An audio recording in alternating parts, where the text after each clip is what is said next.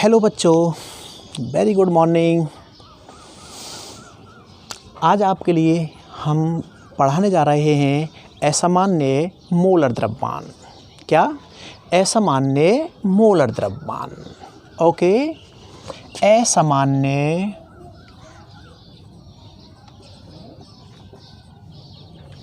Molar द्रव्यमान, abnormal molar mass. असामान्य molar जो द्रव्यमान है वो क्या है कि यदि अपन ने इससे पहले वाले लेक्चर के अंतर्गत अपन ने पढ़ा था अणुसंख्यक गुणधर्म और विलेय पदार्थ के मोलर द्रव्यमान की गणना करना। ठीक है, तो इसके अंतर्गत अपन ने इस प्रकार के विलयनों के लिए अपन ने जो मोलर द्रव्यमान ज्ञात किया था वो राउल्ट के नियम का पालन करते हैं, यानी विलयन तनु होना चाहिए। और दूसरी बात यह है कि विलायक के अंतर्गत विलेय पदार्थ का संगुणन अथवा वियोजन नहीं होना चाहिए। यदि किसी विलायक के अंतर्गत विलेय पदार्थ का वियोजन अथवा संगुणन हो जाता है, तो कणों की संख्या या मोल संख्या में वृद्धि अथवा कमी हो जाने के कारण मोलर द्रव्यमान परिवर्तित हो जाता है।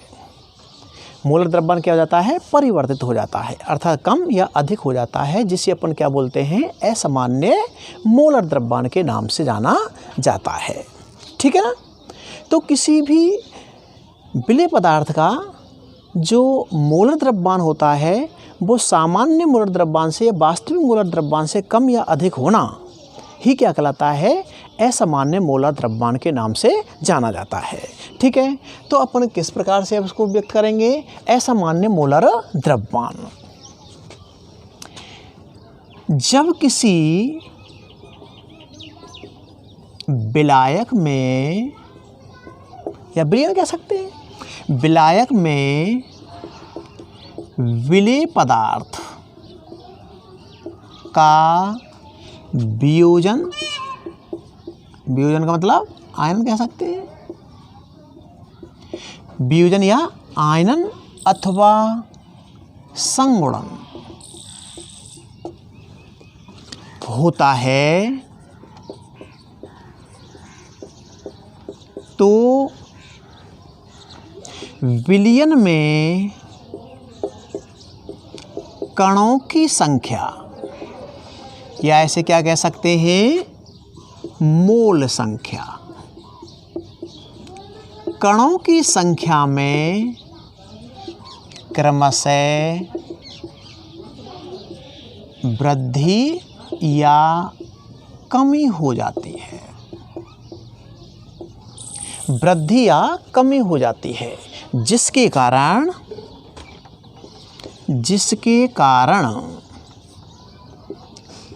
विलेय पदार्थ का अणुभार वास्तविक अणुभार या मोलर द्रव्यमान से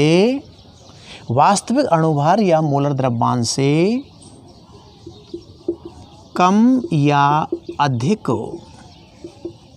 हो जाता है, कम या अधिक हो जाता है, जिसे उस विलेय पदार्थ का असामान्य मोलर द्रव्यमान कहते हैं। असामान्य मोलर द्रव्यमान कहते हैं। ठीक है भैया, जैसे मान के चलते हैं, जैसे कोई विलेय पदार्थ जब विलयन में वियोजित होता है तो कणों की संख्या में वृद्धि होने के कारण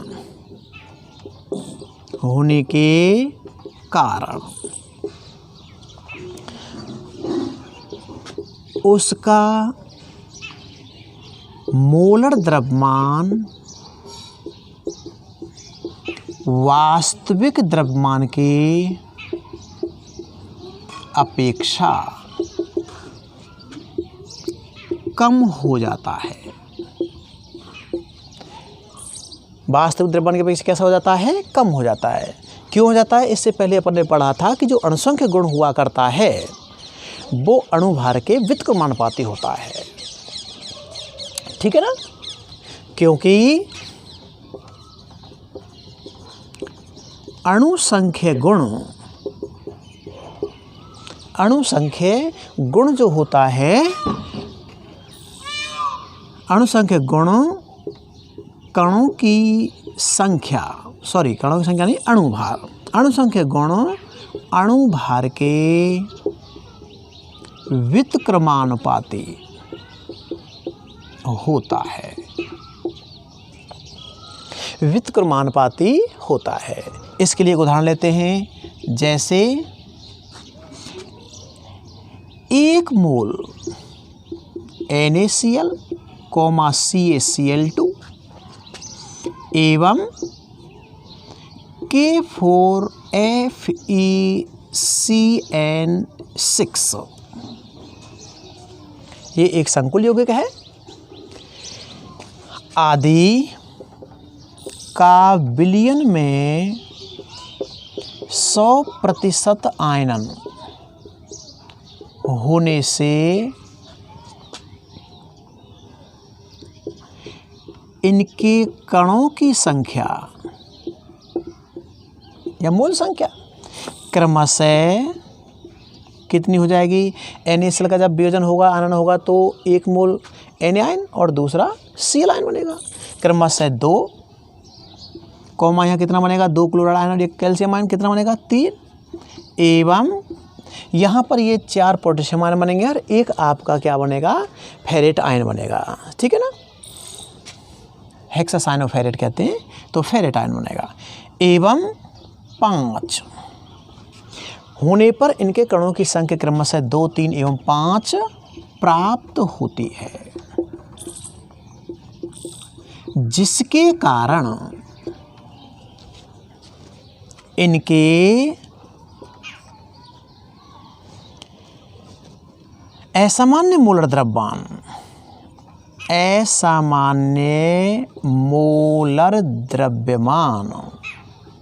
क्रमशः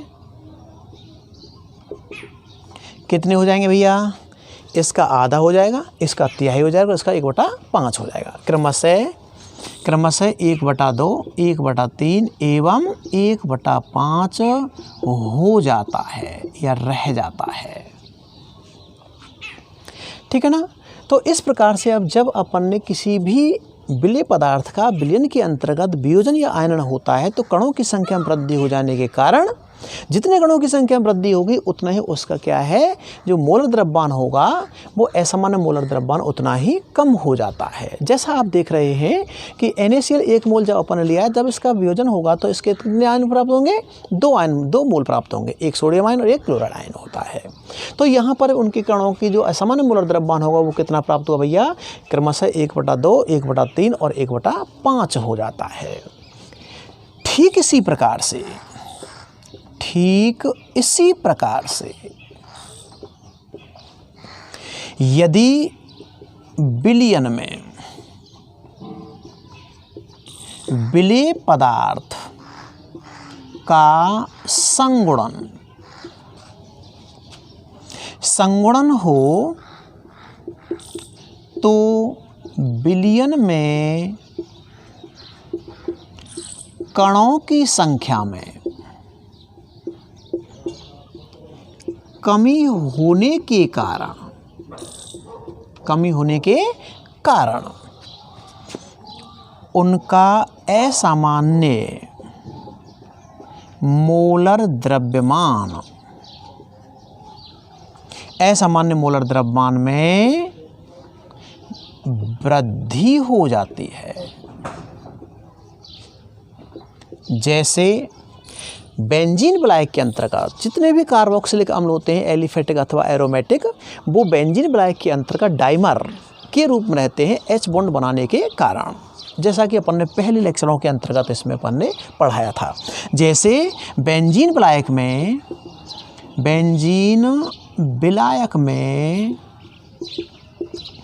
एसिटिक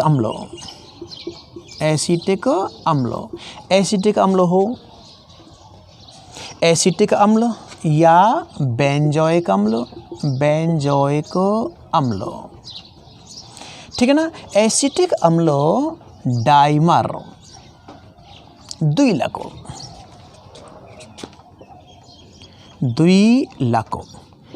के रूप में रहते हैं।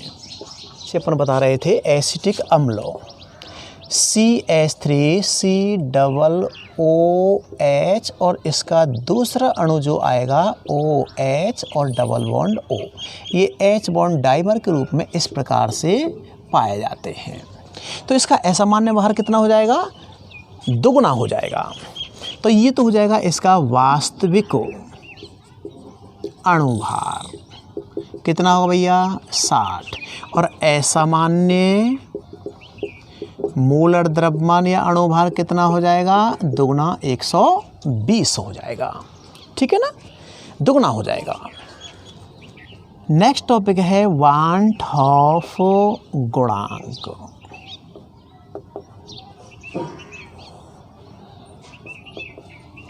वान हॉफ गुणांक, ध्यान दीजिए, वान हॉफ नामक वैज्ञानिक ने विलेय पदार्थों के असामान्य मोलर द्रव्यमानों की व्याख्या करने के लिए एक गुणांक दिया था, जिससे अपन वान हॉफ गुणांक के नाम से जानते हैं। इस वान हॉफ गुणांक को अपन इस प्रकार से परिभाषित करते हैं। तो वान हॉफ नामक वैज्ञानिक ने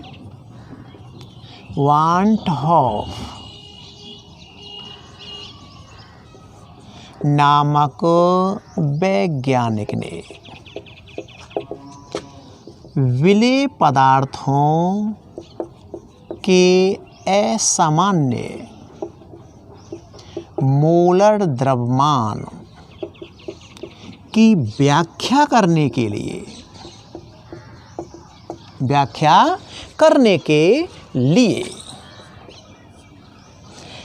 वान हॉफ नामक वैज्ञानिक ने कितने भैया? 1850 के अंतर्गत की बात है।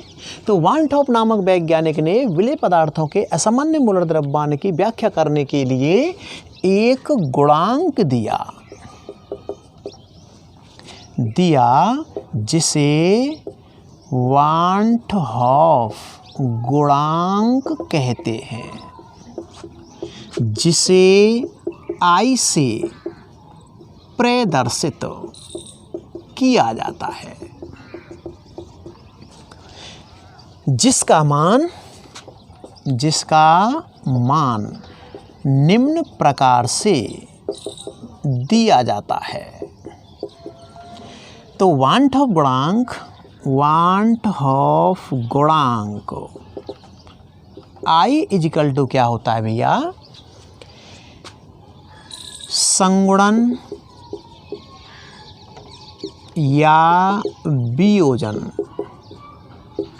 के पश्चात कणों की संख्या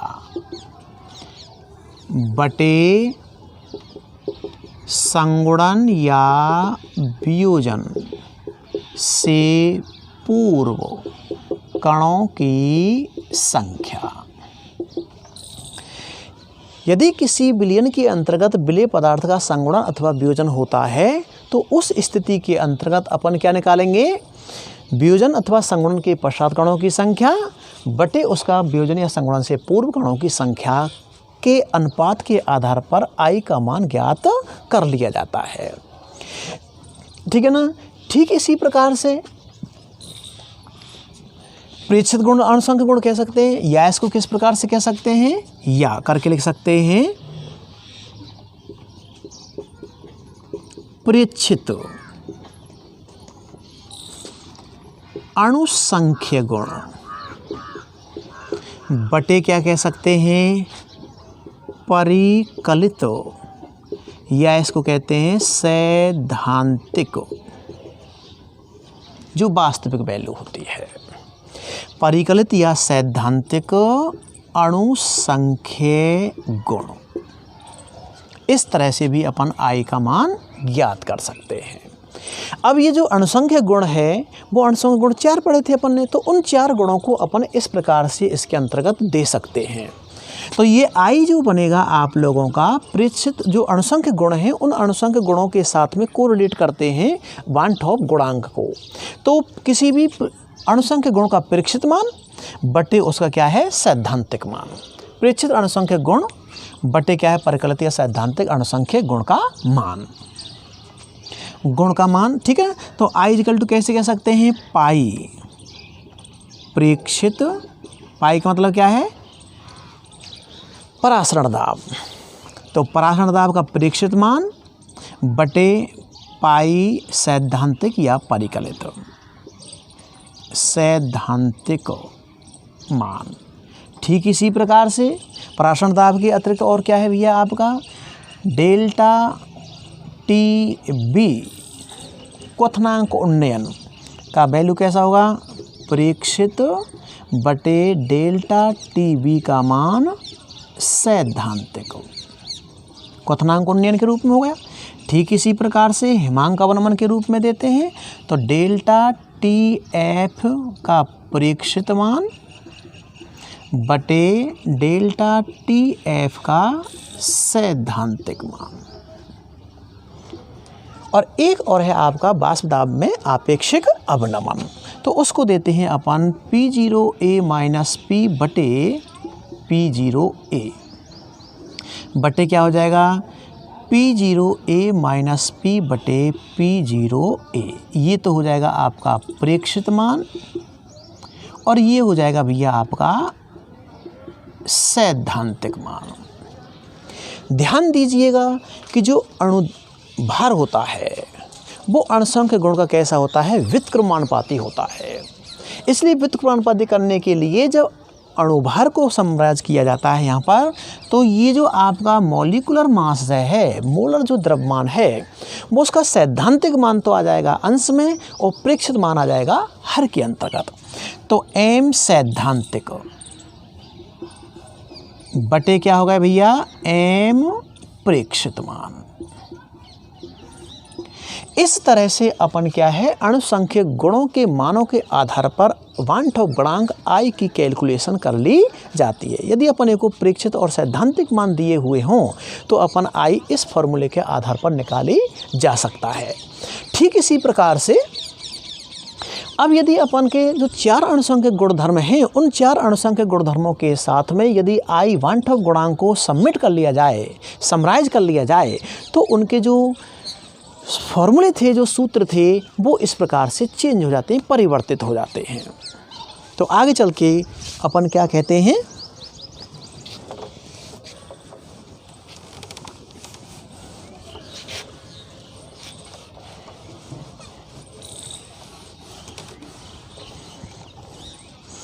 आगे चल के इसको अपन इस तरह से करते हैं कि जो आपका वन टॉप गुणांक को अणुसंख्यक गुणों के साथ में समराइज कर दें तो इनके सूत्र इस प्रकार से बन जाते हैं। अतः वन टॉप गुणांक आई को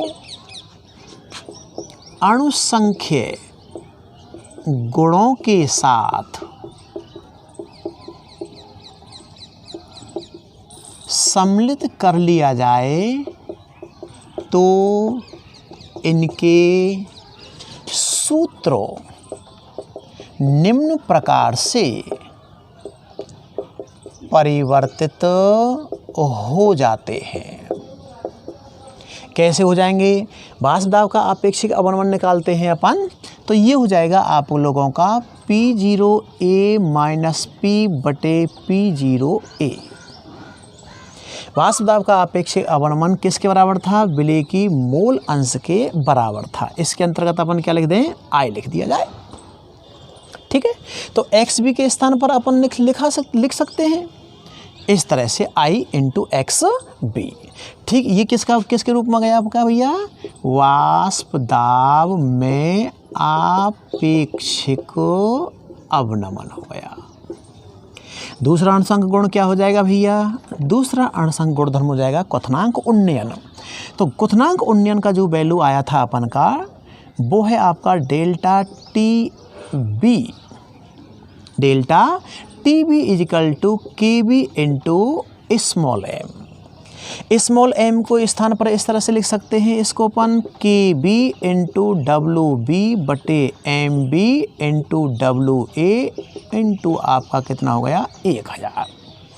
तो इस तरह से क्वथनांक उन्नयन को इस फॉर्मूले के रूप में दिया जाता है, जिसमें आई को समराइज कर देते हैं। तो ये बन गया I into K B into W B into 1000 बटे M B into W A. ठीक इसी प्रकार से तीसरा हिमांक अवनमन, डेल्टा, ये तो हो गया आपका क्वथनांक उन्नयन, ओके। और ये हो गया आपका हिमांक अवनमन, delta T F equal to K F into small M. Small M को इस तरह से लिखा जा सकते हैं, तो I into K F into W B बटे कितना हो जाएगा भैया आपका? M B into W A. ये हो गया आपका 1000 का मल्टीप्लाई डेल्टा टी एफ। इस रूप में फॉर्मूला चेंज हो जाएगा। ये हो गया आपका हिमांक में अवनमन के लिए। और एक चौथा जो गुणधर्म था परासरण दाब, उस चौथे के लिए, परासरण दाब के लिए क्या करते हैं अपन? पाई। पाई इजिकल टू क्या था आपका? CRT। इसमें आई को लगा लीजिए, ICRT हो गया, ठीक है ना? ICRT, या इसको क्या कह सकते हैं? ये हो जाएगा आपका N बटे VRT, NWB बटे आपका MB इंटू RT बटे क्या था हुआ है आपका V हो जाएगा। और इसमें I का क्या हो जाएगा भैया? गुणा हो जाएगा। तो इस प्रकार से अपन क्या है, परासरण दाब को अणुसंख्य बांठव गुणांक को सम्मिलित कर दिया। ये हो गया आपका परासरण दाब के लिए फॉर्मूला, ओके। अब यहाँ पर यदि ये बात बताना चाहें आप लोगों के लिए कि बांठव गुणांक जो आई है, ठीक है ना, उस आई का मान यदि 1 हो जाए, बांठव गुणांक का मान कितना हो? 1, तो इसका मतलब क्या हुआ कि विलयन के अंतर्गत विलेय पदार्थ का ना तो भी संगुणन होता है और ना ही क्या होता है? वियोजन होता है, ठीक है ना। तो यहाँ पर अपन 3 कंडीशन देते हैं कि यदि पहली कंडीशन क्या है? आई इजिकल टू 1 हो तो विलयन में विलेय पदार्थ का ना तो संगुणन होता है और ना ही वियोजन। जब संगुणन और वियोजन नहीं होगा तो आई कितना रहेगा? 1 रहेगा। जब 1 वैल्यू रहेगी तो ये जो आपके भैया बंदे बताए थे बांठव गुणांक को समराइज करके, तो आई यहाँ पर से हट जाएगा। दूसरी कंडीशन क्या है? Second condition, I is greater than 1 हो तो आई का मान कितना हो? 1 से ज़्यादा हो तो। जब 1 से ज़्यादा होगा आई का मान, यहाँ पर विलयन में विलेय पदार्थ का क्या होता है? वियोजन होता है। हो तो विलयन में विलेय पदार्थ का वियोजन होता है। और तीसरी कंडीशन है, यदि आई लेस देन 1 हो तो, 1 हो तो विलयन में विलेय पदार्थ का संगुणन होता है, संगुणन होता है। आगे चलते हैं, वांट ऑफ गुणांक एवं वियोजन की मात्रा अल्फा में संबंध। वांट ऑफ गुणांक आई एवं वियोजन की मात्रा, वियोजन की मात्रा को किस रिप्रेजेंट करेंगे अपन? अल्फा से। वियोजन की मात्रा में संबंध। और एक दूसरा जो आपका संबंध होगा वो वांट ऑफ गुणांक और संगुणन की मात्रा में संबंध होता है। ठीक है ना। वांट ऑफ गुणांक एवं वियोजन की मात्रा में संबंध। मान के चलते हैं कोई पदार्थ ए है। कितना है भैया? ए कोई आपका विलेय पदार्थ है और ये ए विलेय पदार्थ जो आपका है वो किसमें? बी कणों के अंतर्गत परिवर्तित हो जाता है, जिसके कणों की संख्या कितनी हो जाती है? एन हो जाती है। मान के चलते हैं कोई विलेय पदार्थ है ए और वो विलयन के अंतर्गत एन कणों में क्या हो जाता है? वियोजित हो जाता है। तो इसकी स्थिति के अंतर्गत प्रारंभिक इसकी सांद्रता को कितना मानते हैं? प्रारंभिक मोल कणों की संख्या कितनी मानते हैं? 1 मानते हैं। ठीक है ना। तो माना कि एक ए विलेय पदार्थ, विलेय पदार्थ, ठीक है, माना कि एक ए विलेय पदार्थ की प्रारंभिक मोल संख्या, प्रारंभिक मोल संख्या 1 हो तो 1 है और वह एन मोलों में वियोजित हो जाता है तो इसे निम्न प्रकार से लिखते हैं। तो इसे निम्न प्रकार से लिखते हैं या समझ सकते हैं। ए इजिकल टू किस में गया भैया? N B. इसकी प्रारंभिक मोल संख्या कितनी मानी है? प्रारंभिक मोल संख्या कितना माना है? 1 मान लिया। और ये प्रारंभ में कितना रहेगा भैया? 0 रहेगा।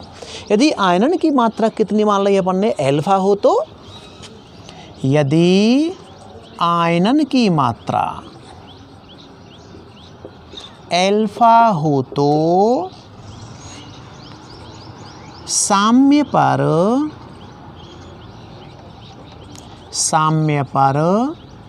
शेष मोल संख्या या शेष कणों की संख्या कितनी होगी भैया? 1 माइनस अल्फा। और इसके कितने होंगे? N alpha. ठीक है ना।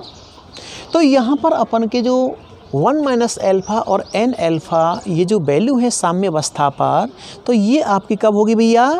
वियोजन के पश्चात कणों की संख्या, वियोजन के पश्चात कणों की संख्या हो गई। ठीक है ना। तो यहाँ से इसको अपन निकाल सकते हैं। अतः वियोजन के पश्चात मोल संख्या कितना होगा? इनको जोड़ दें, 1 minus alpha plus N alpha,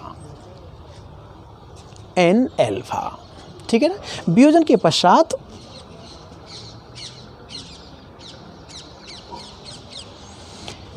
मोल संख्या, इसको कहते हैं अपन प्रेक्षित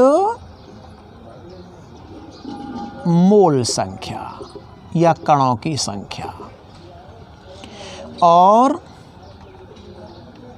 वियोजन से पूर्व मोल संख्या, इसे क्या कहते हैं भैया? सैद्धांतिक वैल्यू। वो कितना है भैया आपका? 1। ये जो ये लिख लिया था।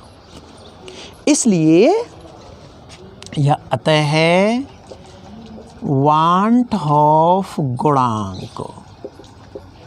वांट ऑफ गुणांक क्या है भैया?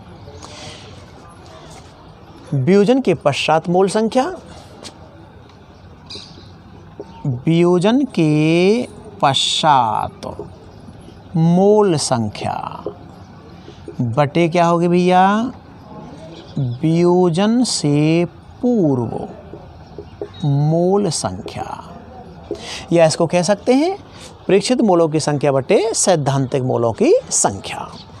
ये तो हो गया भैया आपका I इजिकल टू कितना हो गया 1 minus alpha plus N alpha बटे कितना हो गया 1। ठीक है, तो यहाँ से एक नीचे हर में है, इसकी तो कोई वैल्यू नहीं होगी, तो इसको क्या लिखा सकते हैं I इजिकल टू हो गया 1 minus alpha plus N alpha. ठीक है, तो इस वैल्यू को अपन एल्फा ज्ञात करना है, वियोजन की मात्रा अपन को ज्ञात करनी है, तो इस वाले वैल्यू को अपन क्या कर सकते हैं I is equal to 1 plus N alpha minus alpha. इसमें से क्या होगा 1 प्लस एल्फा कॉमन ले लिया, एन माइनस 1, और ये हो गया आपका I। एक को धर लीजिए, तो I माइनस 1 इजिकल टू क्या हो गया एल्फा इंटू एन माइनस 1। तो एल्फा इजिकल टू क्या लिख सकते हैं I माइनस 1 बटे एन माइनस 1। ये आपके वियोजन की मात्रा के लिए सूत्र निकल जाएगा। ठीक है ना। इस समीकरण 1 की सहायता से वियोजन की मात्रा ज्ञात की जा सकती है, ज्ञात की जा सकती है। इस पर एक न्यूमेरिकल लेते हैं, आइए। K4FeCN6, K4FeCN6 का 0.1 m बिलियन 1 m बिलियन का 27 डिग्री सेल्सियस ताप पर 46% आयनन होता है, या वियोजित होता है, आयनन होता है। तो विलयन का परासरण दाब ज्ञात कीजिए, जबकि आपको दे रखा है R इजिकल टू 0.0821 लीटर वायुमंडल प्रति केल्विन प्रति मोल दे रखा है। ठीक है ना। तो यौगिक क्या है भैया, पोटेशियम हेक्सासाइनोफेरेट है। तो इस पोटेशियम हेक्सासाइनोफेरेट में तो अपने को क्या दिया हुआ है, वियोजन की मात्रा दे रखी है 46% है, T ताप दे रखा है, सांद्रता आपकी कितनी दे रखी है 1 m बिलियन की सांद्रता दे रखी है। तो इसके लिए सबसे पहले आप लोगों को I की वैल्यू ज्ञात करनी होगी। ठीक है, तो इसके लिए अपन को दे रखा है, सॉल्व करते हैं। दिया हुआ है वियोजन की मात्रा एल्फा कितना है 46/100% है, 46/100 हो गया। विलयन की सांद्रता C आपको दे रखा है 0.1 m मोलरता में है। ठीक है, परासरण दाब पाई आपको ज्ञात करना है। परासरण दाब पाई आपको क्या है भैया ज्ञात करना है। विलयन का परासरण दाब आपको ज्ञात करना है। यौगिक क्या है K4FeCN6। इस K4FeCN6 के लिए यदि अपन क्या निकाल लें, N का वैल्यू ज्ञात कर लें, तो ये जो आपका N का वैल्यू है K4FeCN6 के लिए इसका जब अपन वियोजन करते हैं K4FeCN6 जब ये वियोजित होगा 100% तो 4K प्लस आपका FeCN का 6 बन जाएगा। आयनों की संख्या इसके लिए N इक्वल टू कितना होगा भैया 5। N इक्वल टू कितना हो गया आपका 5 हो गया। ठीक है, एल्फा आपको दे रखा है, आई का मान अपन ज्ञात कर सकते हैं, इसलिए यह अतः है एल्फा इजिकल टू I-1/N-1।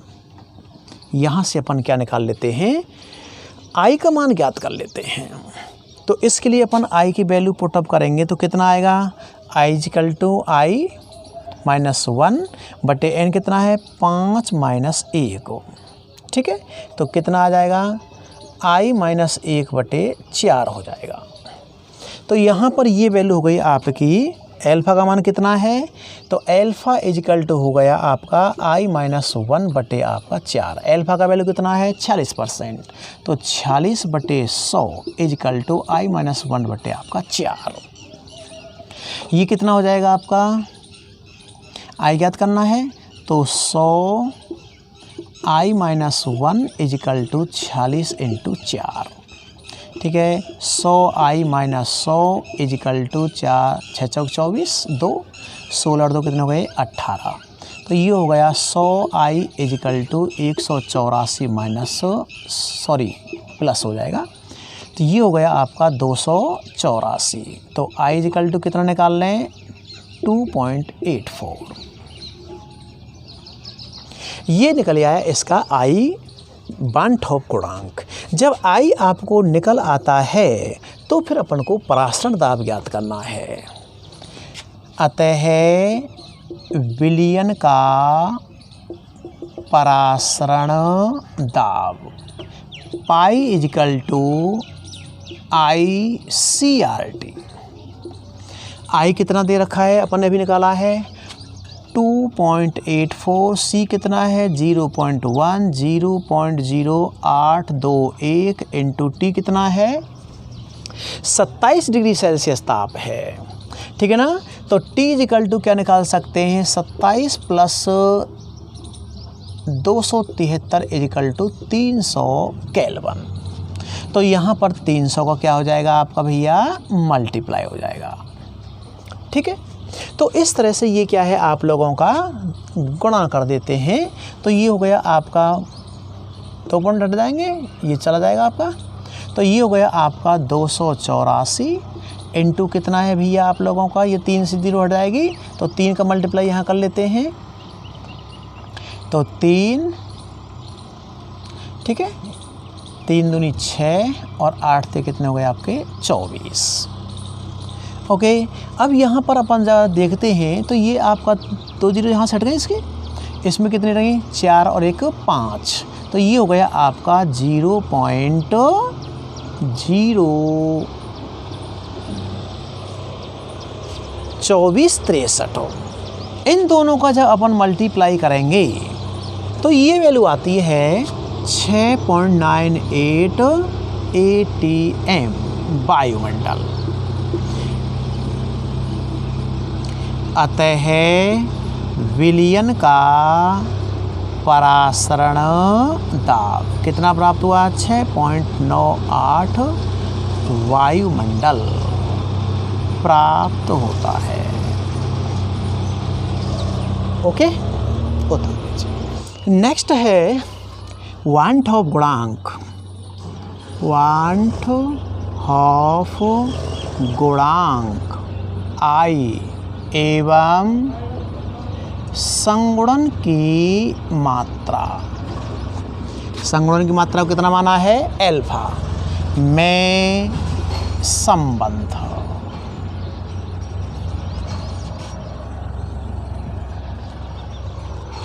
वार्नठॉप गुणांक एवं संगुणन की मात्रा में संबंध। तो वियोजन की मात्रा को भी एल्फा माना है और संगुणन की मात्रा को क्या माना भी अपन ने एल्फा माना है। ठीक है, तो अब यहाँ से अपन ये मान के चलते हैं कोई एक पदार्थ है ए, वो आपके संगुणित होकर के AN अणुओं का निर्माण करता है। तो माना कि एक विलेय पदार्थ ए विलयन में संगुणित होकर एन अणु का निर्माण करता है, तो इसे निम्न प्रकार से दिया जाता है। ये हो गया आपका ए पदार्थ, ये संगुणित होकर के एन के रूप में परिवर्तित हो गया। तो इसकी प्रारंभिक मोल संख्या कितना मान लें भैया? 1। स्टार्टिंग में इसकी 0 रहेगी। साम्य पर संगुणन की मात्रा एल्फा हो तो शेष मोल संख्या या कणों की संख्या कितनी हो जाएगी? 1 माइनस एल्फा। और इसका कितना बनेगा भैया आपका? एल्फा बटे एन। इसलिए यह अतः है विलयन में वियोजन के पश्चात यानी प्रेक्षित कणों पश्चात कणों की या मोल कणों की या मोल संख्या कितनी होगी भैया? 1 माइनस एल्फा प्लस एल्फा बटे एन। और वियोजन से पूर्व इसे कहते हैं सैद्धांतिक पूर्व मोल संख्या कितनी है भैया? 1। इसलिए वांट ऑफ गुणांक, इसलिए वांट ऑफ गुणांक क्या हो जाएगा? संगुणन, सॉरी यहाँ पर वियोजन नहीं संगुणन आएगा, संगुणन के पश्चात। तो संगुणन के पश्चात कणों की संख्या इसे कहते हैं प्रेक्षित मोल बटे संगुणन से पूर्व कणों की संख्या, इसे कहते हैं सैद्धांतिक मान। ठीक है, तो ये हो गया आपका आई इजिकल टू क्या बन गया आपका भैया? 1 माइनस एल्फा बटे एन बटे कितना हो गया? 1। इसको अपन सॉल्व करते हैं तो आई इजिकल टू ये हो गया 1 माइनस एल्फा प्लस एल्फा बटे एन। इसको सॉल्व करते हैं तो इसका एलसीएम एन ले लिया अपन ने, ठीक है ना। तो ये हो गया आप लोगों का भैया, या एक को इधर ले आइए, चलिए एक को इधर ले लेते हैं। तो आई माइनस 1 इजिकल टू क्या बन गया आप लोगों का? एल्फा बटे N minus alpha. N LCM ले लीजिए, तो ये हो गया आपका एल्फा माइनस एन एल्फा बटे एन। आई माइनस 1, इसमें से एल्फा कॉमन ले लीजिए, एल्फा 1 माइनस एन बटे एन। आई माइनस 1 अपन को चाहिए एल्फा, तो एल्फा इजिकल टू क्या लिख सकते हैं? एल्फा इजिकल टू लिखा जा सकता है एन इंटू आई माइनस 1 बटे 1 माइनस एन। इससे अपन क्या निकाल सकते हैं? संगुणन की मात्रा निकाल सकते हैं। इस सूत्र से संगुणन की मात्रा एल्फा ज्ञात की जा सकती है। ठीक है, आइए इस पर एक न्यूमेरिकल ले लेते हैं न्यूमेरिकल 0.3 ग्राम 0.3 ग्राम बेंजोइक अम्ल 0.3 ग्राम बेंजोइक अम्ल 20 ग्राम बेंजीन विलायक में 0.3 ग्राम बेंजोइक अम्ल 20 ग्राम बेंजीन विलायक में घुला हुआ है तो विलयन का हिमांक में अवनमन विलयन के हिमांक में अवनमन हिमांक में अवनमन 0.317 केल्विन हो जाता है। तो बेंजोइक अम्ल के संगुणन की मात्रा तो बेंजोइक अम्ल के संगुणन की मात्रा ज्ञात कीजिए। जबकि क्या दे रखा है आपको भैया, बेंजीन के लिए KF = 5.1 kelvin kilogram mole inverse है। ठीक है ना। हिमांक मोलल या मोलल हिमांक अवनमन स्थिरांक दिया हुआ है। देखिए जरा आप लोगों को क्या दिया हुआ है, इसके अंतर्गत बेंजीन विलायक लिखा हुआ है, क्लियर है 20 ग्राम है। बेंजोइक अम्ल विलेय पदार्थ है 3 ग्राम 0.3 ग्राम है। तो विलेय का द्रव्यमान WB कितना दे रखा है 0.3 ग्राम।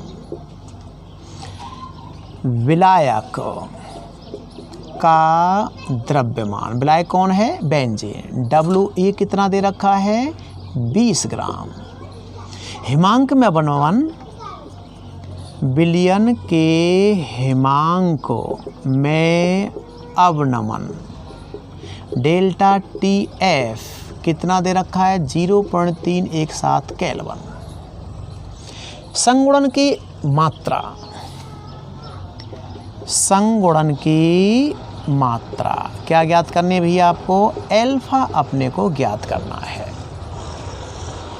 तो इन वैल्यूओं के आधार पर अपन क्या निकाल लेते हैं, विलेय पदार्थ का मोलर द्रव्यमान कैलकुलेट प्रेक्षित कर लेते हैं। अतः विलेय पदार्थ का प्रेक्षित अणुभार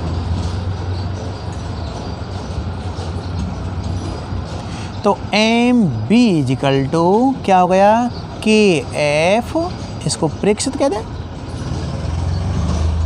KF = WB बटे डेल्टा TF WA इंटू आपका 1000। तो KF की वैल्यू कितनी दे रखी है आप लोगों को, KF का मान दे रखा है भैया 5.1, WB कितना दे रखा है 0.3 इंटू आपका 1000 बटे कितना हो गया आपका डेल्टा TF कितना है 0.317 और WA है आपका 20 ग्राम। 3 पॉइंट हैं, 3 जीरो ऊपर जाएंगी तो इन पॉइंट से पॉइंट हटा देते हैं। ठीक है ना। तो ये हो गया, इस तरह से यहाँ नोट कर लेते हैं MB प्रेक्षित = होने जा रहा है 5 पॉइंट हटा देते हैं 3 इंटू आपका 1000 बटे कितना हो गया 317 इंटू 20। ऊपर 2 पॉइंट नीचे 3 पॉइंट हैं तो ऊपर 1 जीरो बढ़ जाएगी। ठीक है ना, 1 जीरो। अब इसको सॉल्व कर लेते हैं, 2 से ये कट गया, 1 से काट देते हैं इसको। ये हो गया आप लोगों का कितना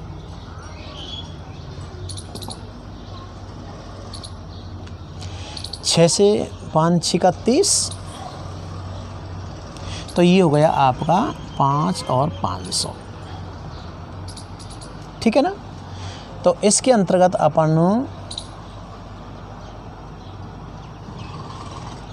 ये हो गया 5 × 15, तो 51 × 1500 बटे आपका 317, ये कितना आएगा 0 0, 15 कम 15 1 और 75 1 76 बटे 317। तो ये आपका एम प्रेक्षित वैल्यू कितनी आई भैया 2 बार भाग चला जाएगा। ये हो गया आप लोगों का कितना, 2 से गुणा करेंगे तो 634, ये आपका 765 में से घटा दिया 1 3 131, और ये हो गया आपका 1 0, ठीक है। ये आपका कितना 4 से दे दें तो 4 से कर 17 चौके 68, और 4 तिया कितना हो गया 12, ठीक है। 2 ये कितना बच गया आपका 4 42, और ये हो गया आपका 0, 317 लगभग एक बार चला गया। तो ये अपन का लगभग कितना हो गया 241 प्रेक्षित माना गया। और सैद्धांतिक प्रकृति वैल्यू कितनी है भैया अणुभार की बेंजोइक अम्ल के लिए, तो बेंजोइक अम्ल का कितना होता है, बेंजोइक अम्ल का सूत्र होता है, तो यहाँ निकाल देते हैं। बेंजोइक अम्ल का सैद्धांतिक या परिकलित सैद्धांतिक अणुभार, बेंजोइक अम्ल का सूत्र क्या होता है C6H5COOH। 12 7 84, 84 और 6 कितने हो गए भैया 90, ठीक है ना। और 32, 90 और 32 कितने हो जाते हैं 90 और 32 हो गए आप लोगों के 122। तो यहाँ पर अपन लिख देते हैं, तो ये कितना हो गया 122 ग्राम मोल इनवर्स हो गया, ठीक है ना। तो इससे अपन क्या निकाल देते हैं आई का वैल्यू ज्ञात कर लेते हैं पहले, ठीक है। जब आई का वैल्यू आपको आ जाएगा तो इससे अपन क्या ज्ञात कर लेंगे, वियोजन संगुणन की मात्रा ज्ञात कर लेंगे। अतः I इजिकल टू, क्योंकि अणुभार से संबंधित है तो अणुभार में ध्यान दीजिएगा जो सैद्धांतिक या परिकलित वैल्यू होती है वो तो आती है ऊपर, और इसका जो परीक्षित वैल्यू होगा वो कैसा होगा, क्योंकि ये व्युत्क्रमानुपाती का संबंध होता है। तो I इजिकल टू एम सैद्धांतिक बटे एम परिकलित मान, तो ये कितना आ जाएगा एम सैद्धांतिक वैल्यू कितनी है भैया 122 बटे 241, ठीक है ना। वो करते हैं अपन, तो ये लगभग कितना जाएगा भैया 0.506, तो ये आई की वैल्यू इतनी आती है। तो चूंकि ध्यान दीजिएगा बेंजोइक अम्लों बेंजीन विलायक में डाइमर के रूप में रहता है, इसलिए n इजिकल टू 2 होगा। n इजिकल टू कितना हो जाएगा भैया 2 हो जाएगा, ठीक है। तो n इजिकल टू जब 2 आ गया आप लोगों के लिए, तो अब इसको अपन सॉल्व कर देते हैं। n का मान आपके सामने है, i का मान आपके सामने हो गया, तो अब अपन को संगुणन की मात्रा का सूत्र लगा दीजिए। अतः संगुणन की मात्रा alpha is equal to n into I minus 1 बटे 1 माइनस n कितना है 2 इंटू आई कितना निकाला है अपन ने 0.506 माइनस 1 बटे कितना हो गया आपका 1 माइनस 2, ये हो गया 2, इसमें से अपन का माइनस का आएगा, तो 1 में से अपन कितना घटा दें 506, तो 4, ये बच गया आपका 9 और ये बच गया आपका कितना 4, ठीक है। तो ये हो गया आपका इंटू माइनस 0.494 बटे कितना हो गया -1। दोगुना कर दीजिए, 4 दूनी 8, 9 दूनी 18, 1 और 1 9। माइनस का है, ये भी कितना है माइनस का है आप लोगों का। तो ये हो गया आपका कितना भैया 0.988। माइनस का माइनस माइनस कट जाएगा तो कितना बचेगा 0.988 अल्फा, या क्या कह सकते हैं 98.8%। अतः संगुणन की मात्रा 98.8% होगी। ओके,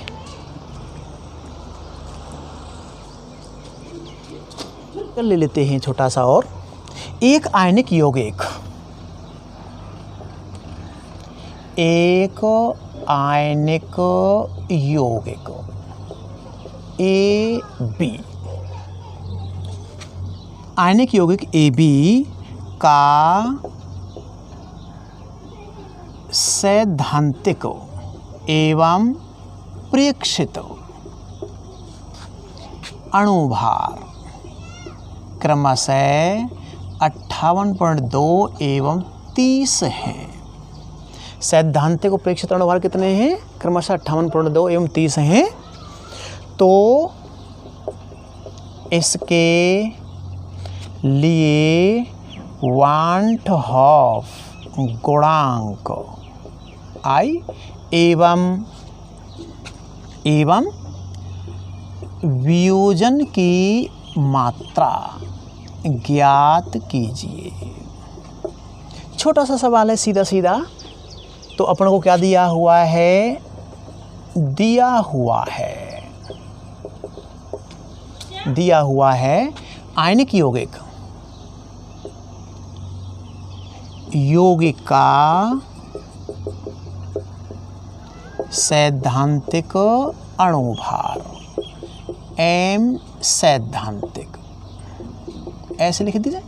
कितना है 58.2 और प्रेक्षित अणुभार कितना है भैया M प्रेक्षित कर दीजिए, M प्रेक्षित कितना है 30। तो वांट ऑफ गुणांक कितना I ज्ञात करना है अपने को। वियोजन की मात्रा अल्फा भी अपने को ज्ञात करनी है। एक बात और वो क्या है भैया आप लोगों की, कि यहाँ पर जो आयनिक यौगिक है उसमें N की वैल्यू कितनी आएगी 2। आयनिक यौगिक AB के लिए N का मान AB कैसे वियोजित होगा भैया, A+ और B-, मान कितना होगा 2 होगा। अतः I वांट ऑफ गुणांक इक्वल टू M सैद्धांतिक बटे M प्रेक्षित, व्युत्क्रमणपाती होता है। तो M सैद्धांतिक कितना है 58.2, प्रेक्षित कितना है 30। इसको सॉल्व करें तो 1.94। तो जो वांट ऑफ गुणांक की वैल्यू है वो कितना आएगा 1.94 के समथिंग आएगा। ठीक है, और वियोजन की मात्रा अल्फा निकालना है। वियोजन की मात्रा अल्फा इजिकल टू क्या होता है, वियोजन की मात्रा अल्फा इजिकल टू क्या होता है भैया,